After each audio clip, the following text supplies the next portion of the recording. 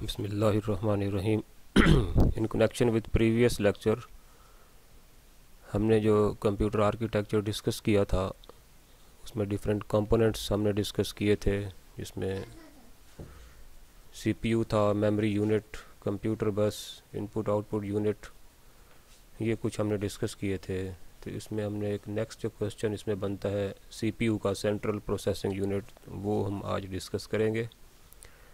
और उसके बाद फिर हम सीपीयू रजिस्टर्स भी डिस्कस करेंगे, सीपीयू के इंस्ट्रक्शन फॉर्मेट्स हैं, इंस्ट्रक्शन सेट्स हैं, ये भी डिस्कस करेंगे हम।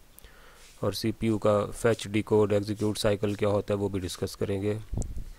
लेकिन इस लेक्चर में हम जस्ट अभी सीपीयू और उसके पार्ट्स डिस्कस करेंगे। CPU, explain CPU with its main components.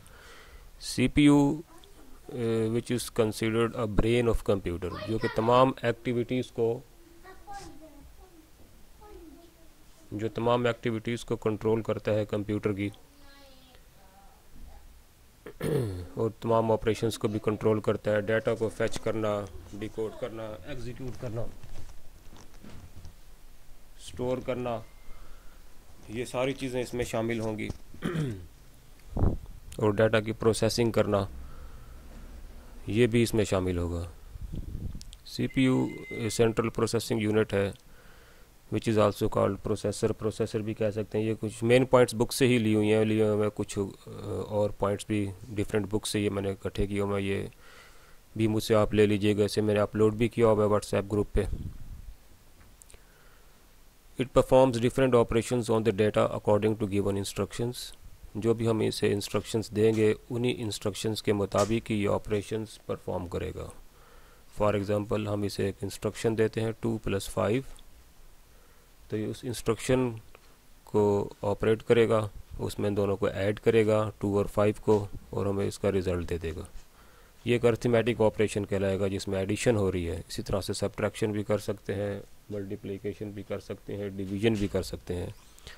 इसी तरह से it manages other operations of computer, कुछ और ऑपरेशंस भी कंप्यूटर के कंट्रोल करता है, मैनेज करता है, जिसमें रीडिंग है डाटा की, राइटिंग है डाटा की, और डाटा कंपैरिजन है, डाटा को स्टोर करना मेमोरी में, मेन मेमोरी से यानी रैम से डाटा को फैच करके ले आना, उसको अपने ही इंस्ट्रक्शन फॉर्मेट में कन्वर्ट करना, और अपने जो उसकी अपनी मेमोरी है सीपीयू की, जिसे हम रजिस्टर्स बोलते हैं, तो उसमें डाटा को प्लेस करना।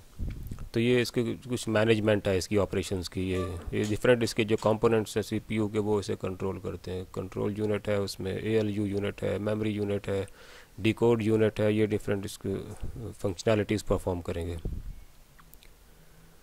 सीपीयू को जो हम माइक्रो प्रोसेसर भी बोलते हैं, इसे जो एक सिंगल चिप है,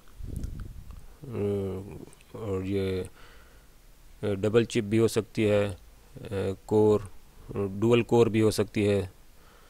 it is usually located on motherboard. बाकी दूसरे जितने भी कंपोनेंट्स हैं कंप्यूटर के, वो इससे कनेक्टेड होते हैं through different paths, electrical paths, जिससे डाटा ट्रैवल होता है, जिसे हम बस इंटरकनेक्शन भी बोलते हैं। ये प्रीवियसली हम डिस्कस कर रहे हैं। ये जो इलेक्ट्रॉनिक पाथ है जिस पर डाटा ट्रैवल करता है, जिसे हम बस कहते हैं, bus is an electronic path on which data travels from one part of computer to another part. तो ये डिफरेंट कंपोनेंट्स को इन बसेस के थ्रू कनेक्ट करना, that is bus interconnection. CPU data को सेंड भी करता है, रिसीव भी करता है कंप्यूटर के डिफरेंट कंपोनेंट से इन डिफरेंट बसेस के थ्रू। वो हम डिस्कस करेंगे। बसेस क्या हैं, एड्रेस बस है, डेटा बस है, कंट्रोल बस, सिस्टम बस है, और इस तरह से डिफरेंट उसकी टाइप्स भी हम डिस्कस करेंगे। कंपोनेंट्स में उसका कंट्रोल यूनिट है, ये किसे सुपरवाइज़र भी कह सकते हैं, पूरे कंप्यूटर का। It controls all parts of computer and coordinates all activities of computer. Data को रिसीव करना इनपुट डिवाइसेस से, और उनकी प्रोसेसिंग करना, प्रोसेसिंग के बाद उनको स्टोर करना मेन मेमोरी यानी कि रैम में। ये इसके एग्जांपल है, इसकी कंट्रोल इस तरह से करता है ये। It also controls execution of instructions given to computer. जो भी इंस्ट्रक्शंस हम कंप्यूटर को देंगे उसको कैसे एग्जीक्यूट करना है, एग्जीक्यूट मीन उसको कैसे इम्प्लीमेंट, रन करना है उसे, तो ये इसको भी कंट्रोल करता है। कैसे कंट्रोल करता है, कैसे फैच करता है इंस्ट्रक्शंस को और डाटा को फ्रॉम मेमोरी यूनिट। यानी कि फॉर एग्जांपल रैम में कोई इंस्ट्रक्शंस पड़ी हैं और डाटा पड़ा हुआ है, फॉर एग्जांपल ऐड 2 एंड 5, इसमें ऐड एक इंस्ट्रक्शन है और 2 और 5 एक डाटा है, वो मेमोरी से उठा लिया इसने, उठाने यानी फैच कर लिया। फैचिंग के बाद उसने इसको डिकोड किया, डिकोडिंग के बाद यानी कि डिकोड करेगा कि अपने ही एक नेटिव लैंग्वेज या अपने ही इंस्ट्रक्शन फॉर्मेट के मुताबिक इसे कन्वर्ट करेगा, वो कि किस तरह से इसको मैंने यानी अपनी ही लैंग्वेज में कन्वर्ट करेगा डिकोडिंग, और उसके बाद में एग्जीक्यूट कर देगा, यानी अंडरस्टैंड करेगा कि इसको करना क्या है, मैंने इंस्ट्रक्शन किस चीज़ की है, ऐड की है, सब्ट्रैक्शन की है, मल्टीप्लिकेशन की है, डिवीजन की है, लॉजिकल ऑपरेशन है, लॉजिकल इंस्ट्रक्शन है। तो डिकोडिंग करेगा कि उसको अंडरस्टैंड करेगा और उसके मुताबिक उस यूनिट में इसे फॉरवर्ड कर देगा और उसे एग्जीक्यूट कर देगा, उसका रिज़ल्ट कैलकुलेट करेगा 1 बाय 1। उसके बाद इसका दूसरी यूनिट है ALU, अर्थमेटिक लॉजिक। इसमें arithmetic and logical operations perform हो गए। अर्थमेटिक ऑपरेशंस में एडिशन, सब्ट्रैक्शन, मल्टीप्लिकेशन और डिवीजन है, और लॉजिकल ऑपरेशंस इसमें कंपैरिजन किया जाता है डाटा का, न्यूमेरिक डाटा का भी और अल्फ़ाबेटिक डाटा का भी, दोनों का कंपैरिजन किया जाता है कि whether one number is greater than the second number, इनको कंपेयर करना। तो ये लॉजिकल ऑपरेशंस में आ जाएंगे। इसमें यानी कि इसमें less than, greater than, equal to, not equal to वगैरह वगैरह एक्सेट्रा। उसके बाद मेमोरी यूनिट, ये हम डिस्कस करेंगे इन डिटेल नेक्स्ट लेक्चर में।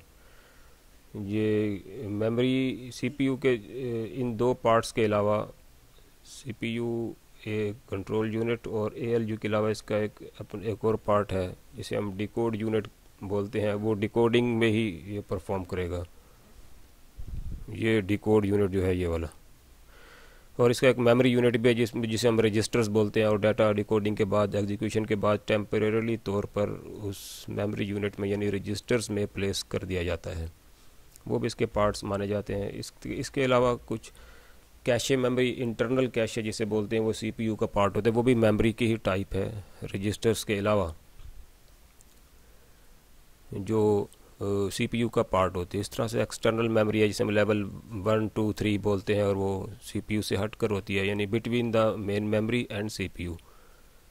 तो वहाँ पर भी डाटा प्लेस करता है, जो मोस्ट रिसेंटली यूज्ड या फ्रीक्वेंटली यूज्ड डाटा वहाँ पर प्लेस कर दिया जाता है कैशे मेमोरी से। यानी कि जब भी CPU को कोई डाटा चाहिए होगा, वो पहले तो कैशे मेमोरी को रिक्वेस्ट भेजेगा, अगर वहाँ से नहीं मिलता जिसे हम कैशे मिस बोलते हैं, अगर वहाँ से मिल जाता है जिसे हम कैशे हिट बोलते हैं, तो अगर वहाँ से नहीं मिलता तो फिर ये मेन मेमोरी में रिक्वेस्ट जाएगी रैम से, तो वहाँ से डाटा उठाया जाएगा, फैच किया जाएगा, फैच करने के बाद उसे एक कॉपी उसका एड्रेस कैशे मेमोरी में भी रखा जा सकता है, और उसका वहाँ से कॉपी करके फैच करके CPU में मिलाया जाता है।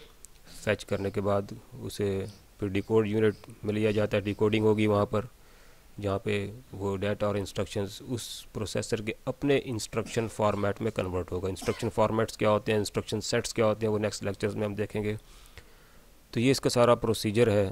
तो उसके बाद वो डिकोडिंग के बाद उसकी एग्जीक्यूशन होगी, ALU में है, इसकी एग्जीक्यूशन होगी, और उसके बाद उसका रिज़ल्ट्स स्टोर कर दिए जाएंगे उसके रजिस्टर्स में, या उसके जब उसको फैच करने के बाद, डिकोडिंग करने के बाद उसके रिज़ल्ट्स स्टोर कर दिए जाएंगे उसके रजिस्टर्स में, और वहाँ से वापसी भेज दिए जाएंगे कैशे में या मेन मेमोरी में।